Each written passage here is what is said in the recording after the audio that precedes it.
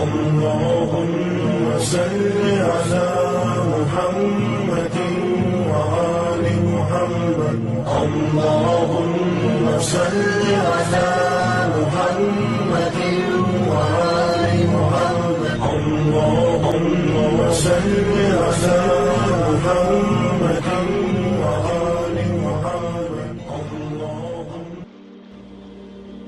When you see the black flags coming from the direction of Khorasan, Afghanistan is part of Khorasan.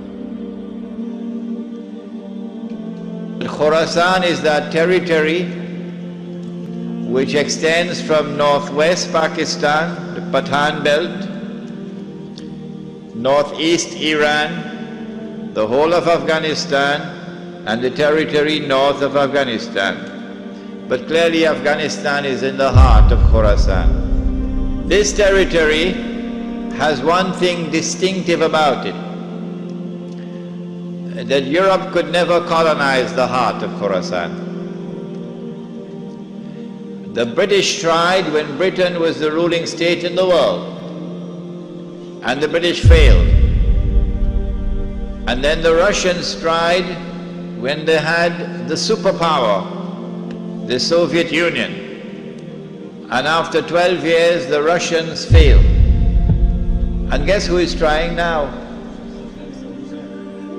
On that day, when Islam liberates Afghanistan, I believe it is that army which will be unstoppable until it reaches Jerusalem.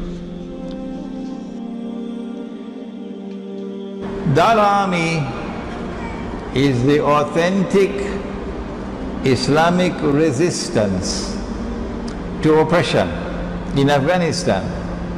Afghanistan is the heart of Khorasan. That army has already started, and that army has displayed over the last 10 years a capacity to fight NATO, and NATO cannot defeat them for 10 years. It is only when Dajjal is killed and Gog and Magog are destroyed, after the Malhama takes place, electronic warfare is not possible. No. Your cell phones ain't gonna work anymore. No, you probably won't have electricity after that, no. So it's going to be conventional warfare as before with horses. It is at that time the Prophet said alayhi salatu wasalam that the army will now be unstoppable from Khorasan, marching in a straight line, liberating every territory in a straight line until it reaches Alia, the Roman name for Jerusalem.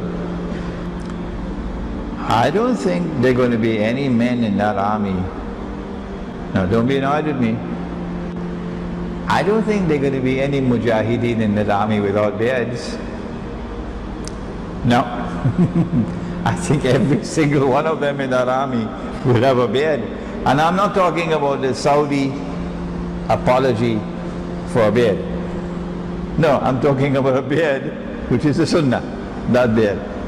I don't think anybody in that army is going to be wearing black suits and bow ties. No, that army is going to be comprised of people wearing ethnic clothing.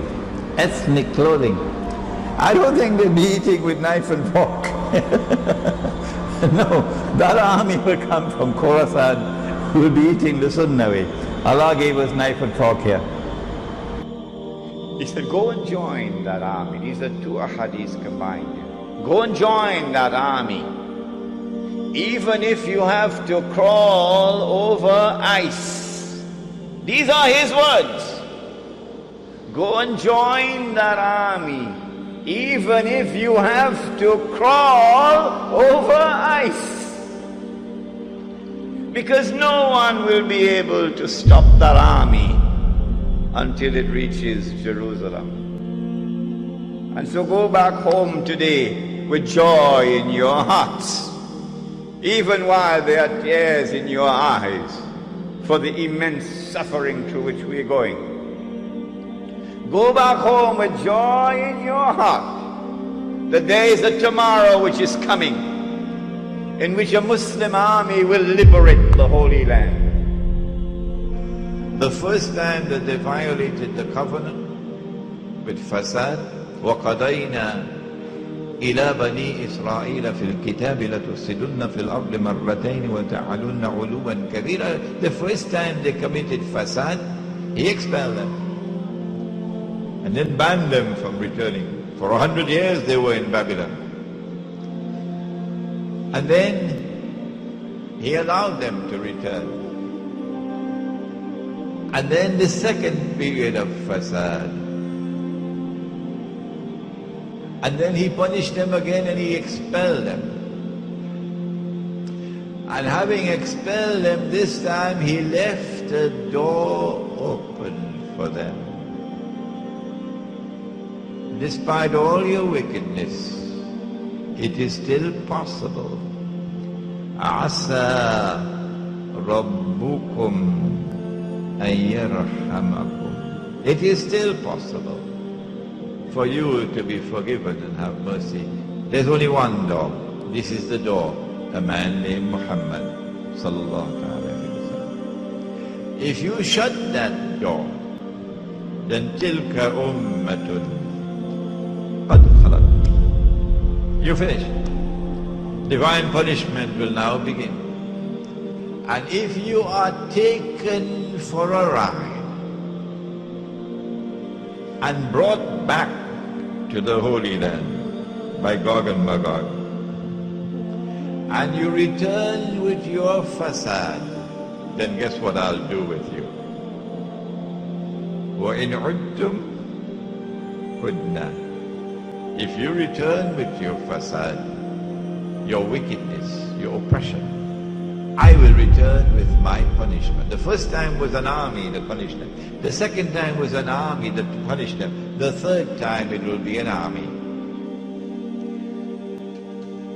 وَإِنْ عُدْتُمْ عُدْنَا وَإِنْ عُدْتُمْ عُدْنَا. If you return with your fasad, we will return with our punishment. They return with their fasad. It's happening now before your eyes. And so Allah returns with His punishment. وَإِنْ عُدْتُمْ عُدْنَا. And so now the Muslim army destroys the state of Israel. It is at this time that the Prophet said, alayhi salatu wasalam, the hadith in Sahih Bukhari, Sahih Muslim, لَتُقَاتِلُنَّ الْيَهُودِ لَتُقَاتِلُنَّ الْيَهُودِ. You will most certainly fight the Jews. That's clear. Look at what they're doing today. وَلَتَقْتُلُنَّهُمْ وَلَتَقْتُلُنَّهُمْ. And you will kill them. You will be victorious. These are his words. حَتَّى يَقُولُ الْحَجَرُ. حَتَّى يَقُولُ الْحَجَرُ. At that time even the stones will speak. يَا مُسْلِمْ هَذَا يَهُودِيٌّ وَرَائِي فَتَعَالَ فَاقْتُلْ. يا مسلم هذا يهودي ورائي. There's a Jew hiding behind me. فتعال فاقتل. So come and kill him. Not all Jews. No, that's lazy scholarship. We don't want lazy scholars. No, not all Jews. Not the Jews who are standing with us and resisting oppression. Not all. Those who are fighting us in the Holy Land, those who are waging war, those who are engaged in a mountain of wickedness and oppression and godlessness unprecedented in history. Go and kill them. So the Holy Land would be liberated.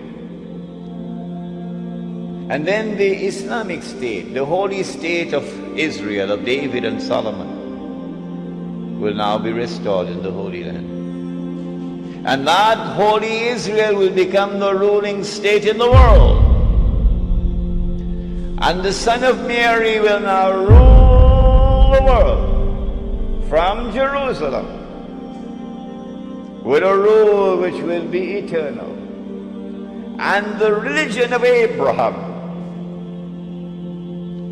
the true religion of Abraham, would rule the world from the Holy Land.